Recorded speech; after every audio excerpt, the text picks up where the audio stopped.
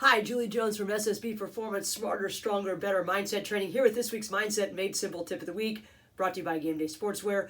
This week, we're talking about, are you giving your opponents their greatest advantage? Are we? Last week, I played the age-old telephone game with the International Soccer Club, who I train. And these are high-level club players, going to Stanford, UCLA, Michigan, Michigan State, Louisville, you name it. Got kids going all over the place. And this simple game turned into craziness. I gave one person to start a paragraph, 57 words. 3 Costa Rican monkeys went on a trip, and it went on from there to talk about Tuscaloosa, Albuquerque, and all Huey, Dewey, and Bob, and all these different details. And when I handed this to the first athlete in line, you would have thought I gave them a 5,700 word thing to memorize and then pass along. It was fascinating, absolutely fascinating. So fascinating, the next group that came in, I let 2 people start with it, thinking that maybe that would settle their anxiety on whether or not they could read the passage, memorize enough of it to pass it on to the next person so that we could get the story as close to possible by the time it made its way all the way through to the end. It was hysterical. The kids that were reading the passage, they had a minute and 15 seconds, to read through, memorize. And then, when they had the 2 people, they had the same amount of time, and they were going back and forth trying to remember all the things, and then they had to pass it along. Well, watching the people who got the paper was fascinating enough, but watching the other kids who were waiting, all they were talking about is, oh my gosh, I'm going to mess this up. Or I guarantee you by the time it gets to her, she's going to mess this up. They were joking around, but more than anything, they were talking about all the things that they couldn't do. And they were sort of freaking out. This was a game. There's no winner or loser. It was for fun, and it was for exactly what was going on, to point out what happens to us when we think certain things. So we went on through, and at the end, the story was hysterical.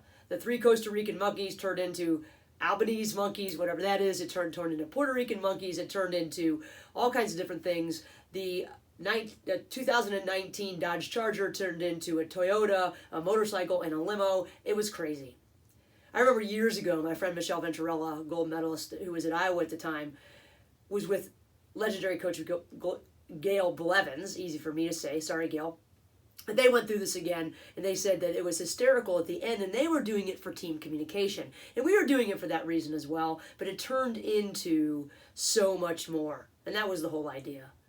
Because what it turned into was that had the other team, and there were 2 teams down the line, had they been paying attention to what their opponents were doing, they were giving them every advantage. These kids are well-versed in their responsibility. They're well-versed in using breathing techniques. They're well-versed in every tool out there. And yet, when they had this piece of paper in their hands, all that went out the window. And granted, it was for fun. But the question is, how does this get portrayed when they're on the pitch? I'm sure it's very similar. In fact, I watch it sometimes. I was watching practice the other day, and kids were coming back behind the goal after doing a 3-on-2 drill, and they were talking in negative ways, and they know the ramifications of these things. These are high-level kids. They're great thinkers. They're great players.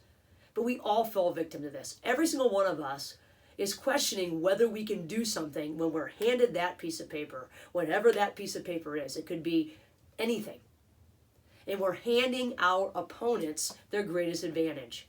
So we didn't talk about communication. We talked about it for a second, but what we really talked about was this, confidence. And we defined it. An entrepreneur and influencer, author, Brendon Burchard, I don't know if you've ever looked at his stuff, but it's pretty good, really good actually. He defines confidence very similar to the way that Webster does, but in much simpler terms. He defines confidence as simply this. It is the belief that we can figure things out. So my question to these kids was, when the ball is at your foot on the pitch, can you figure out what to do with it? Have you done it before?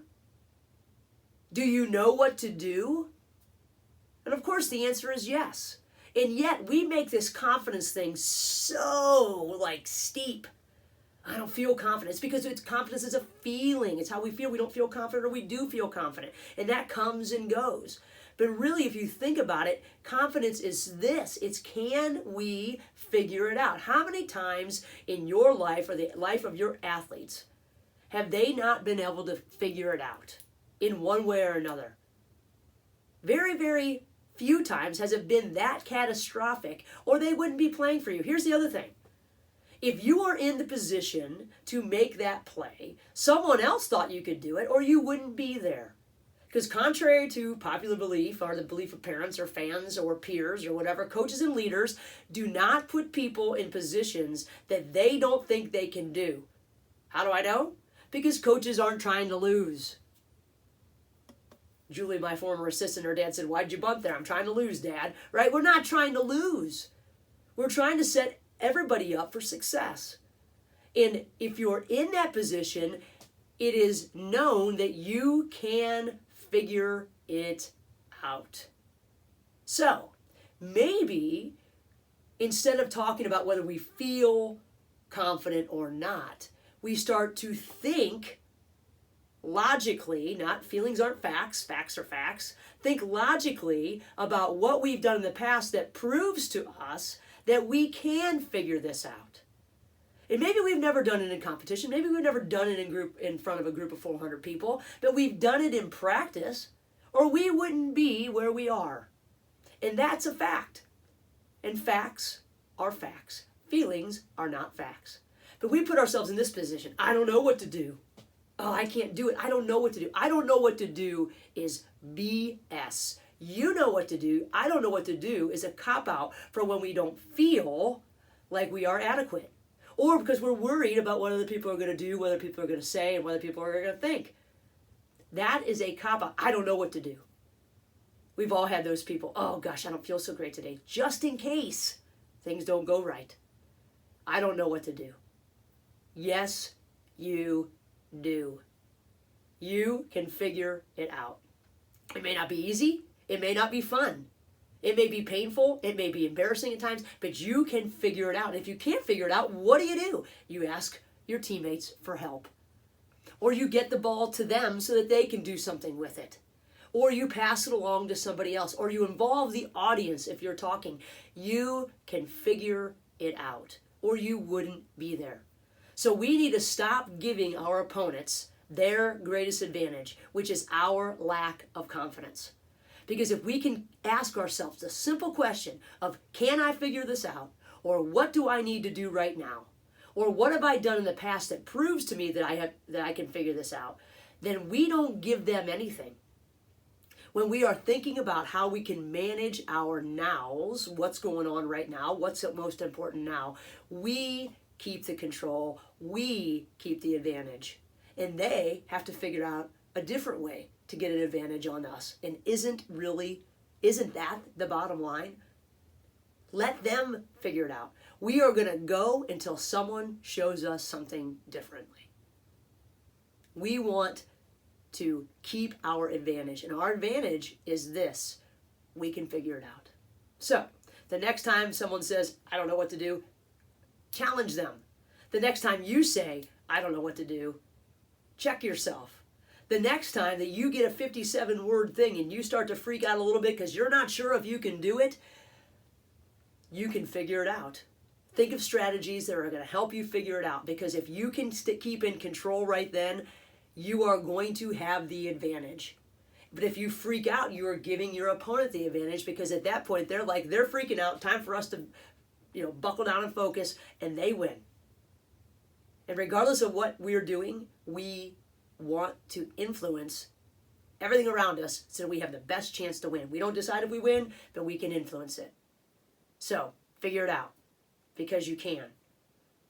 And whether you feel confident or not is irrelevant, because facts are facts. If you'd like to talk more about this or anything related to mental training, or if you're looking to bring somebody in to talk to your team this fall when we get started again, reach out to me, juliej@ssbperformance.com. I'd love to kick off your season with you and get your team thinking in the ways to help them figure it out no matter where they get into or what they get into throughout the season.